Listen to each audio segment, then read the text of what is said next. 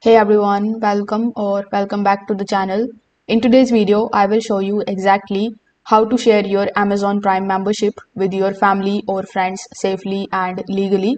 It is only going to take you a minute and the person you share it with going to get the Prime benefits as you. So first of all, you need to come here on Amazon on your phone or on your computer.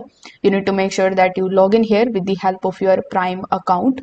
Now, once you have it, you just have to hover over to your profile icon and you need to go to the settings of your Amazon account. There you will find the option of add adult.